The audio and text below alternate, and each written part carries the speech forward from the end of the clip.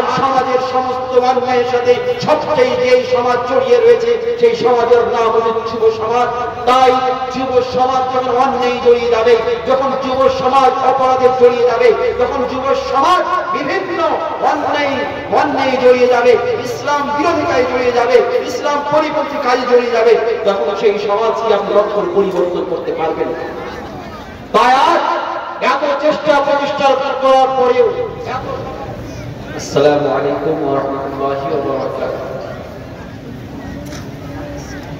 বিসমিল্লাহ আলহামদুলিল্লাহ ওয়াস সালাতু ওয়াস সালামু আলা রাসূলিল্লাহ আম্মা বা'দ। فأعوذ بالله من الشيطان الرجيم. بسم الله الرحمن الرحيم.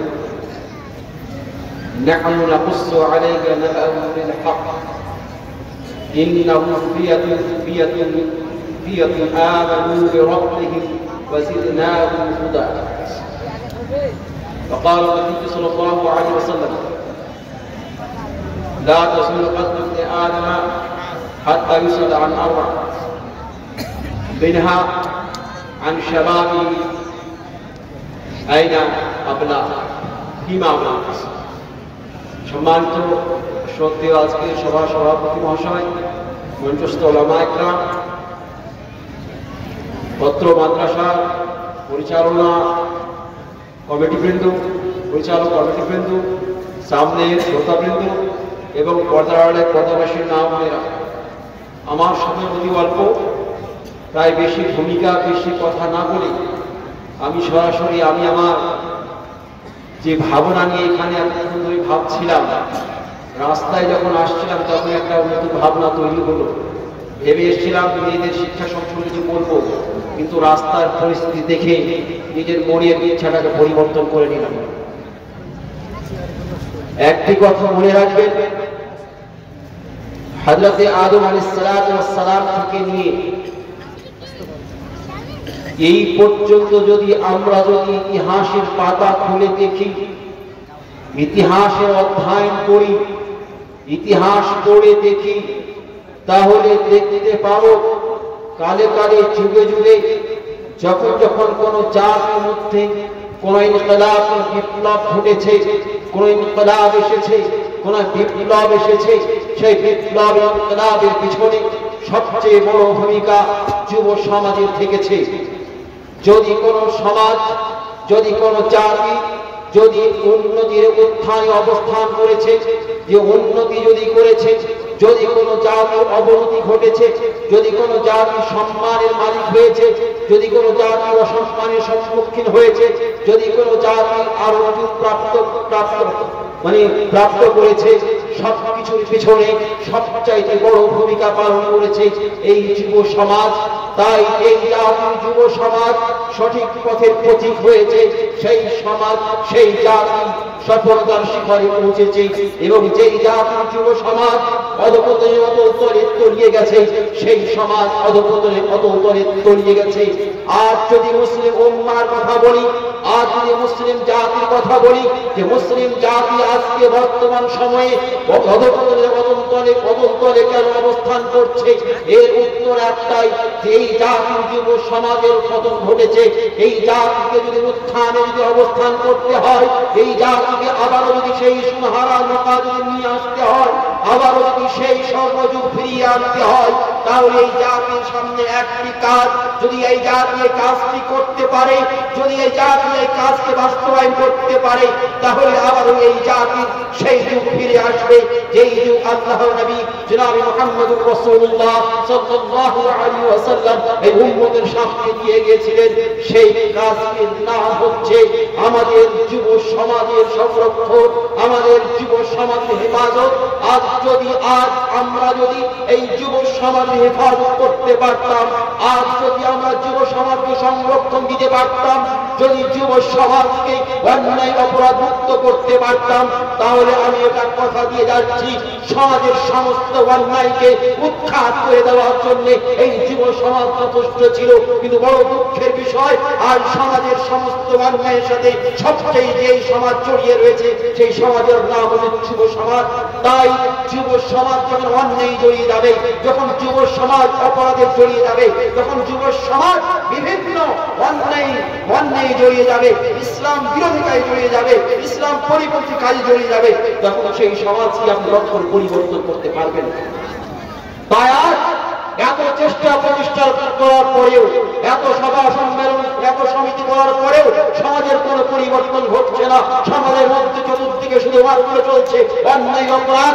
আপনি জলসার নাম দিয়ে, সভার নাম দিয়ে, সম্মেলন নাম দিয়ে যেদিকে চোখ তুলবেন শুধুমাত্র দেখতে পাবেন যুবতী এবং যুবকদের ভিড়, যুবতী এবং যুবকদের অবাধ মেলামেশা। এই যে যুবতীদের অবাধ মেলামেশা, এই যুবতীদের অবাধ মেলামেশার পেছনে একটাই কারণ যে আমরা এই সমাজের সংরক্ষণ করতে পারিনি। যদি আজ সংরক্ষণ করতাম তাহলে বাজারে অবস্থা এমন হতো না।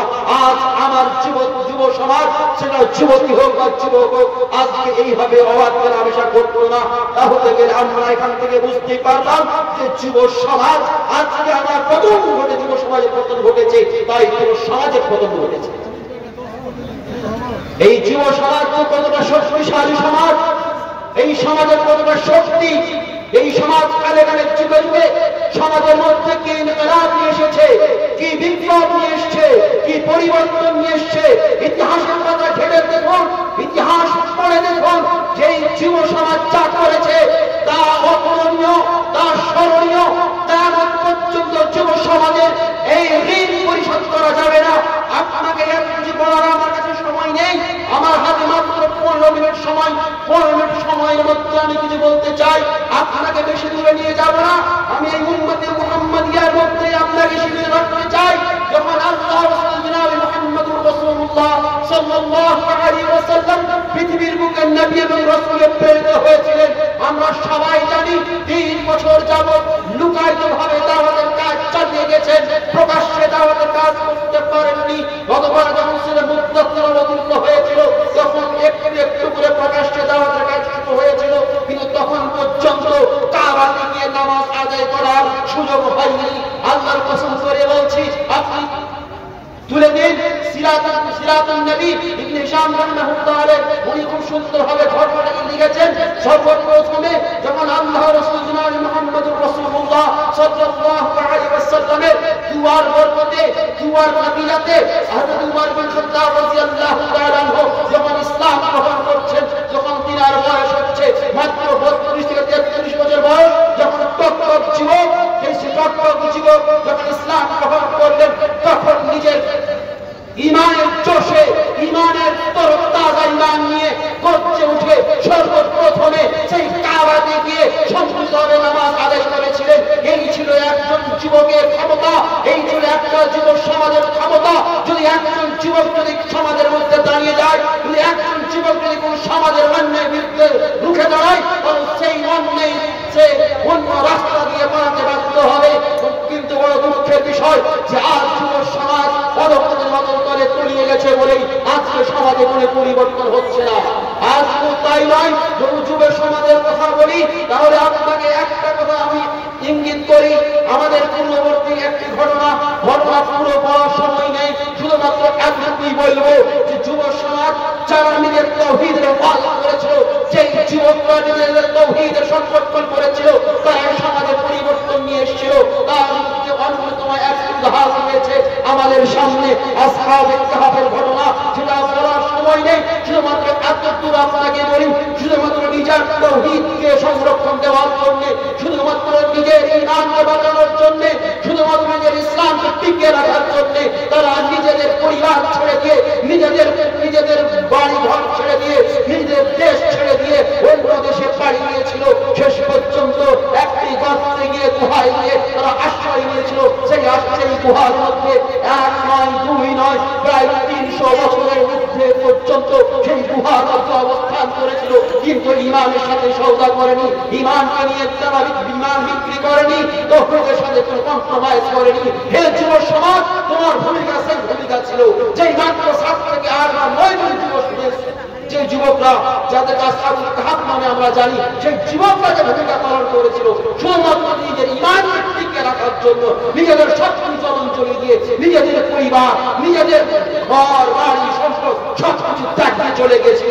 সেই ভূমিকা তোমার হওয়া ছিল। কিন্তু বড় দুঃখের বিষয়, আজ যুব সমাজ কোথায় অবস্থান করছে? আপনার সম্মুখে অনেক কথা বলার আছে। এই যুব সমাজ যৌবনকালে কতটা গুরুত্ব কোরআন হাদিসের মধ্যে, অহরহ হাদিস এবং কোরআনের আয়াতের মধ্যে আমরা দেখতে পাই। তার মধ্যে একটি হাদিস, যে হাদিসটা আমি আপনাদের সম্মুখে পাঠ করেছিলাম, একটি অংশ মাত্র পাঠ করেছিলাম, সেই হাদিসের মধ্যে আল্লাহ রাসূল জনাব মুহাম্মদুর রাসূলুল্লাহ সাল্লাল্লাহু আলাইহি ওয়াসাল্লাম বলছেন, হাদিসের বর্ণনাকারী হযরত আব্দুল্লাহ ইবনে মাসউদ রাদিয়াল্লাহু তাআলা আনহু উনি বলছেন যে আল্লাহ রাসূল বলেছেন, লা তাসুলু কদমা ইবনি আদম ইয়াউমাল কিয়ামতি হাত্তা ইউসালাম আরবা। আল্লাহ রাসূল বলছেন কিয়ামতের দিনে আদম সন্তানের পা নড়বে না, আদম সন্তানের পা হিলবে না, হাত্তা ইউসালা আন আরবা, যতক্ষণ না তাকে চারটি প্রশ্ন না করা হবে। চারটি প্রশ্ন করার আগে তাদের পা হিলবে না বা নড়বে না।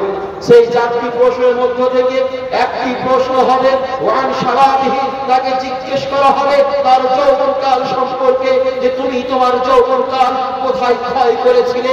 হে যুবক, তোমার যে জীবন, পুরো জীবনটা আল্লাহ প্রদত্ত, আল্লাহ দেওয়া, অতএব তোমাকে সারা জীবন সম্পর্কে প্রশ্ন করা হবে। কিন্তু যৌবনকালের এতটাই গুরুত্ব, যৌবনকালের এতটাই মহত্ব, যৌবনকালের এতটাই ইম্পর্টেন্স যে আল্লাহ তাবারক ওয়া তাআলা নতুন করে তোমাকে তোমার যৌবনকাল সম্পর্কে প্রশ্ন করবে। হে যুবক, তোমাকে একটি যৌবনকাল দিয়েছিলাম, তোমার নিজের যৌবনকালকে তুমি কোথায় ক্ষয় করেছো, কোথায় ব্যয় করেছো। সেদিন তুমি যদি এই প্রশ্নের উত্তর না দিতে পারো, তাহলে কিন্তু তোমার সঙ্গে রেহাই থাকবে না। তাই এই যৌবনকাল তুমি পেয়েছো, এই যৌবনকাল, এই যৌবনটা সম্ভব তুমি তোমার ভালো কাজে ব্যয় ক্ষয় করো, নচেত সেই কিয়ামতের দিন এমন কাটা হয় যে আমরা যাতে করে জাহান্নামের অধিবাসী হয়ে যাই। শেষে 1 মিনিট বা 2 মিনিটের মধ্যে একটা কথা বলে আমার বক্তব্য শেষ করে দেব ইনশাআল্লাহ। সেটি হচ্ছে এই, এখানে অনেক ওলামা কেরাম উপস্থিত আছেন, নাচ পড়ার সময় নেই, যদি এত অল্প সময় আপনাকে বলি, হযরত ইব্রাহিম আলাইহিস সালামের ঘটনা। হযরত ইব্রাহিম কোরআনের মধ্যে বিস্তারিত ঘটনাকে আলোচনা করা হয়েছে।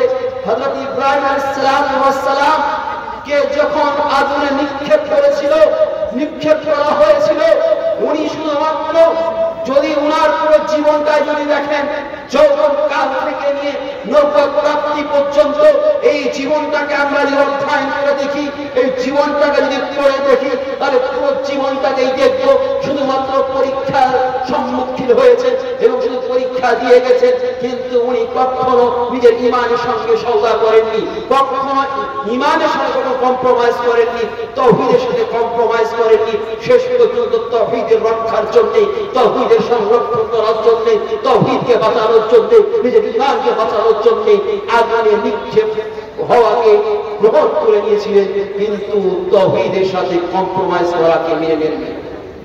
যুবক, আজ তোমাকে এমন সময়ের সম্মুখীন হতে হয়নি, এখনো তোমাকে বলা হয়নি যে তুমি তরবারি ধরে যুদ্ধের ময়দানে চলো, তোমাকে বলা হয়নি তুমি তোমার যৌবনকালকে আগুনে নিক্ষেপ করে শেষ করে দাও, এখনো তোমাকে বলা হয়নি যে তুমি তোমার নিজের যৌবনকালকে নিজের সবকিছু ত্যাগ করে দিয়ে ছেড়ে চলে যাও।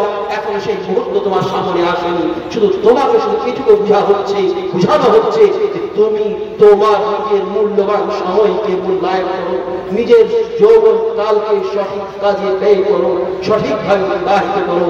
এই একটি অনুরোধ শেষে আল্লাহর কাছে এই আশা রেখে, আল্লাহ গো, আমার এই সমাজের যুব সমাজকে সেই মতো যেমন আসহাবে কাহফের যুবকরা যেভাবে নিজেদেরকে গড়ে তুলেছিল, যেভাবে হযরত ওমর ফারুক রাদিয়াল্লাহু তাআলা আনহু যে একজন যুবকের ভূমিকা পালন করেছিলেন, যেমন হযরত ইব্রাহিম আলাইহিস সালাম যেভাবে একজন যুবকের ভূমিকা পালন করেছিলেন, আমার প্রতিটি যুবক ভাইকে সেই ভূমিকায় তুমি পালন করার তৌফিক দিও।